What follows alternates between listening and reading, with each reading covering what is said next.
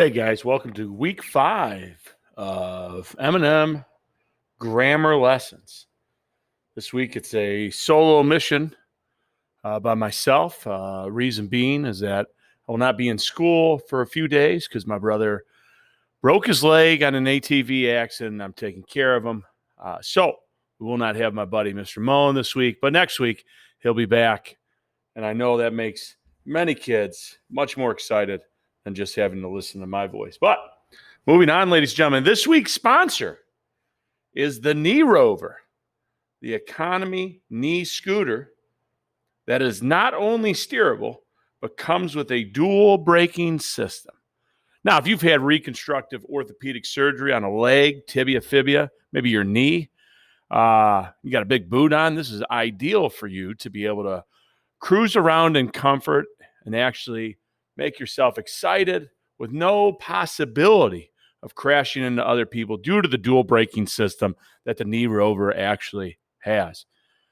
But really, that only seems to be worthwhile for a certain small group of people. But let's think this through, guys. I mean, how do we distinguish ourselves nowadays? I mean, you got the TikTokers, you have the Instagram people that just take weird pictures and somehow they make money.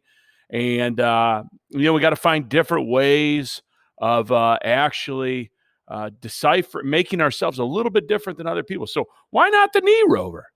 Why not a healthy, and you could switch back and forth, building strength up in each leg, making the psoas muscles a little bit stronger, maybe the abductors, and you get to cruise around in style. And I would assume that many people have found out the way to ride with both legs off the ground where you're not standing in a traditional scooter. So if you want to distinguish yourself a little bit more, do you want to get around the world quicker and better and safely with a dual braking system, then the Knee Rover is for you.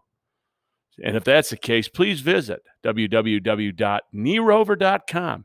And if you make a purchase, make sure you go into the coupon section and punch in M&M Grammarians for a 20% discount on the Knee Rover, both steerable and has a dual braking system.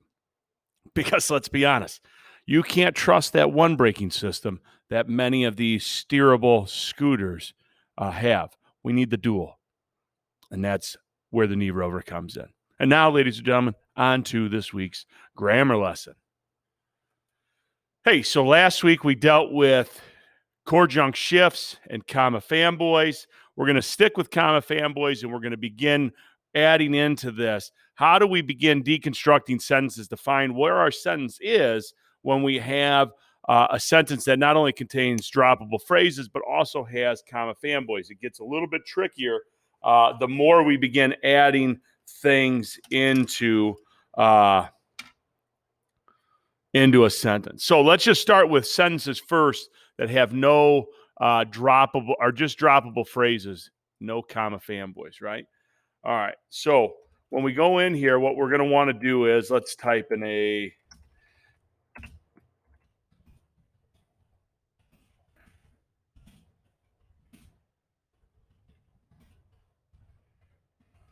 okay, so when I have a sentence like this, I have to begin trying to figure out, all right, where is my actual sentence and what is droppable, meaning what can I remove? So when I have a sentence like this that only contains one comma, right? What I have, the structure that I have is either one of two things. It's either going to be a droppable clause, a droppable clause plus a subject plus verb plus junk, right? And then, or it's going to be a subject plus verb plus junk, and then droppable phrase somewhere here. Or what it could be, since I only said two, I meant three, or it could look something like this, where it's in between, where I have a subject plus or subject, then I have one of these droppable clauses, right? And then I have my verb plus my junk. All right, so let's put one down here. So the one that we have up here is Callum was staring at me, lips pressed together. So one of the ways that we can decipher which one is our sentence and which one's droppable is we can take this comma, we just simply put a period there, okay?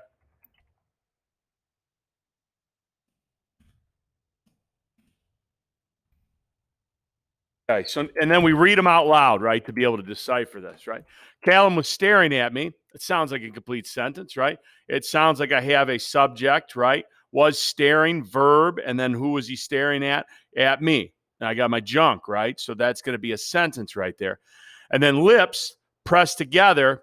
If I have it just like that, it is not a sentence. So what that allows us to be able to begin deciphering is that our structure in the first part is the Callum is our subject plus verb plus junk, and then the comma, the lips pressed together, is our droppable clause. Now, what type of droppable clause is it in this one? It is an absolute phrase, right?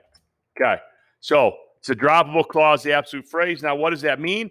Is if I want to get rid of this, which I can just take it out of the sentence to make it better. I still have a sentence that exists. So Callum was staring at me, period. And then I don't have the rest. I still have a sentence. I'm able to remove that out. So let's try another one, right? I'm going to write this sentence down, right?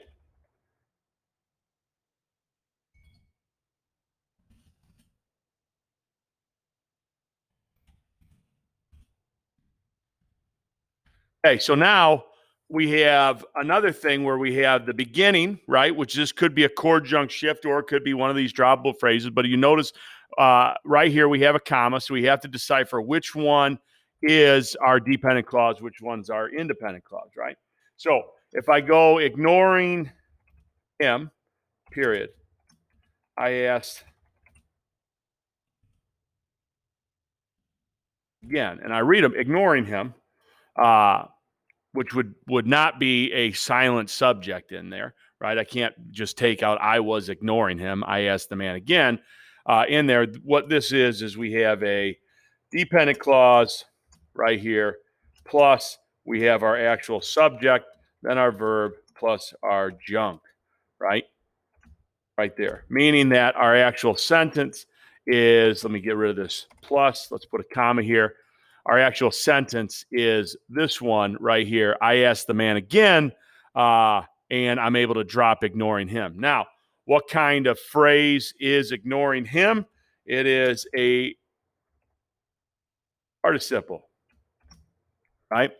Ends in ing or ed, evokes action. It is a participle. So let's try a third one then, right?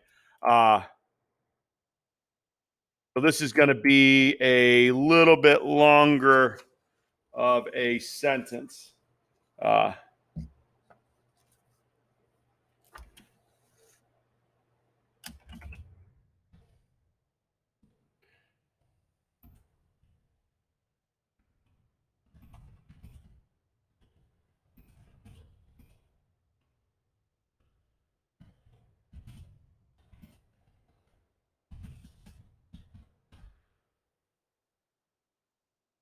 So here's our sentence. I only revealed this secret to one person, my wife, Morag. Now, in this one, it's a little bit different, right? We have actual two commas in here.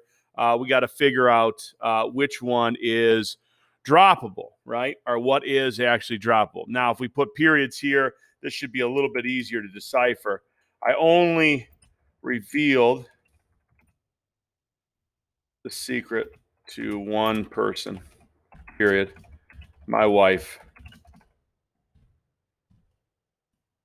which at this point we know that my wife, Morag, are not actual sentences. So the combination that we have is subject plus verb plus junk, comma, droppable clause, right? Comma, droppable clause. I'm not directly addressing this person in this. I'm just telling you that I've revealed a secret to one person who happens to be my wife, who happens to go by the name of Morag. So what do we have here then, ladies and gentlemen? If I go back up to this original sentence right here, this droppable clause is one of those positives. And this is also we can just call it in a positive. So it's a positive and a positive. Both of these are droppable, and I'd still have a sentence there like, I only revealed this secret to one person. And then there's my positive. I can get rid of my wife, and I can get rid of Morag, and I'm still good to go when it comes to this sentence. Okay. So let's go with a more complicated sentence that combines not only a droppable phrase, but then also will contain a comma fanboy, and we can throw maybe another one in there too. So let's go on the darkest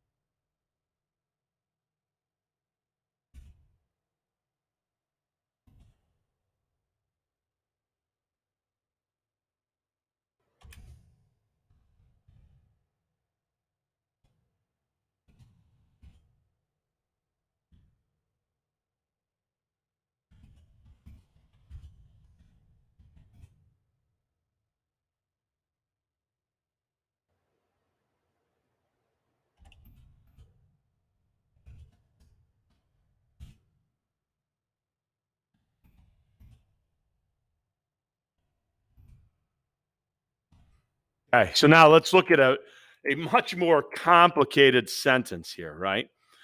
When trying to decipher what do we have here, like what are we dealing with in here.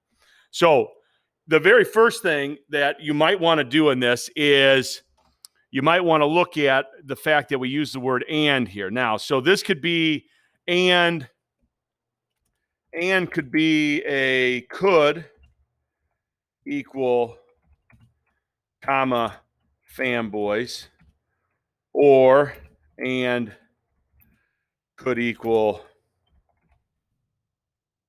the conjunction use at the end of a series or list, right? So let's decipher those two. Okay, so now we got to look at this and say and they. Okay, so now I think the first thing that you want to do in this, because I have a comma in front of and, I have a comma after and then a comma after this one, and then I have a comma in front of 12, and then I have a comma in front of behind door, and then I have a comma in front of the. So what is going on in a sentence like this? So the first thing that I like to do is I like to take this and let's see if it's acting as a comma fanboys, right? So what that would mean is I would go down and let's just copy this. Let's be a little bit more efficient. Let's just copy this, and for the sake of it, I'm going to take out this comma, because if it's acting as a comma and, that means that what I have is I have two sentences that are combined together, because we should know that combining two sentences in the English language are either done through comma fanboys or semicolons, right? There's other ways of cheating that system, but we're not talking about that right now. So now I got to figure out, what do I have going on here, right? What is happening in this? Do I have two sentences first and foremost? So on the darkest night of the year, the Campbells came knocking on my door, a whole troop of them, 12 men with knives. 12 men with knives, period. Sounds like a sentence. They demanded of my wife that she produce me, Morag, my wife Morag, that she produce me. Okay. Also sounds like a sentence. So now let's try to decipher certain things on here, right? So in the first one, if I were to ask you guys, what is my subject of this sentence, right? Okay, so one of the easier ways of doing this, and you don't have to type this all out, but one of the ways of thinking about it is, on the darkest night of the year, period, the Campbells came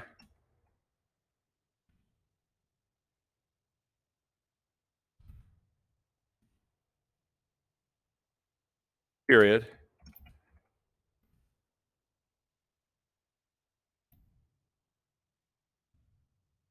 period, and 12 men So if we're trying to decipher this, let's read it. Which one is my actual? Once I get rid of that comma fanboy, or I stop worrying about this being combined two sentences, I have to figure out where is my subject in this very first one, right? So on the darkest night of the year is not a sentence. So that can't be it. Okay. The Campbells came knocking on my door, period. That sounds like a sentence, right? A whole troop of them, that does not sound like a sentence. And 12 men with knives also does not sound like a sentence. They're missing stuff in here. So our actual sentence has to be this. The Campbells came knocking on my door, right? Now, that would mean that the Campbells are my subject, came knocking is my verb, and then on my door is the junk of this. So now, what are these other parts in this first sentence, right? So on the darkest night of the year is not a noun. It's not a second, or it's not a second noun. It's not a participle, and it's not a two-word combination, right? It looks like one of those core junk shifts that Mr. Mullen's been teaching us about. So let's see if that's the case, right? Can I move it somewhere else? So if I took on the darkest night of the year, I would have the Campbells came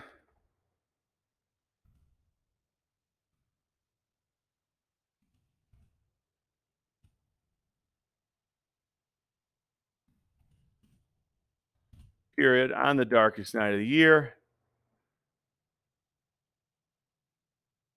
Now, most likely I would have moved these two by the Campbells, but we're just going to keep them here because we know that these are droppable phrases of them.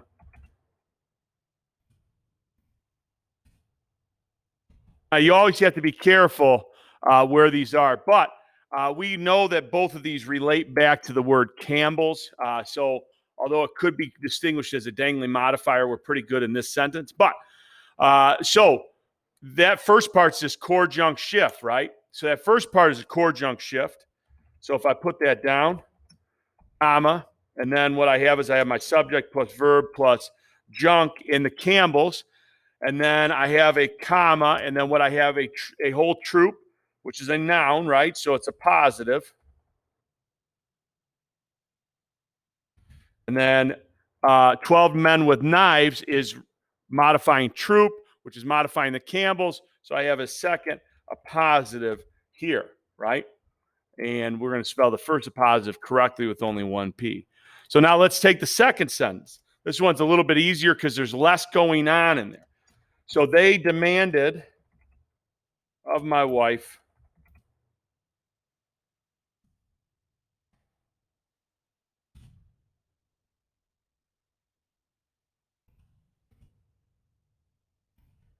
right here. This is one of those times that there's a comma in front of at, but it is a droppable phrase in front of it. So this one's surrounded by commas, meaning that it's its own thing. So what that means is, let's just take that out, right? So if I take that out, they demanded of my wife that she produce me, right? And I take that out. So the structure that I have in this top one is subject plus verb plus some junk, comma,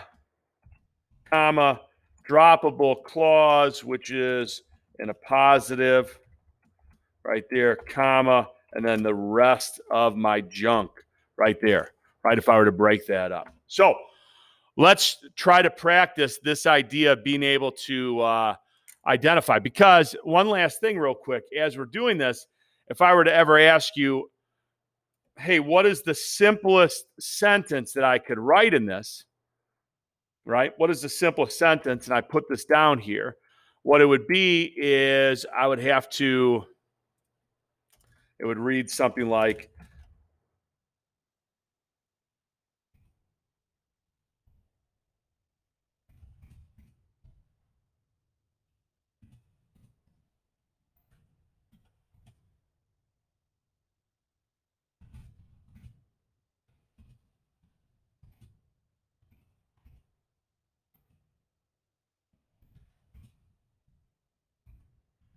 well, this is what our actual sentence in its shortest form would look like. Now, some could argue that we could get rid of the core junk shift, but it's actually part of the sentence. So This would be the simplest form of it. And now let's try a little practice on our own.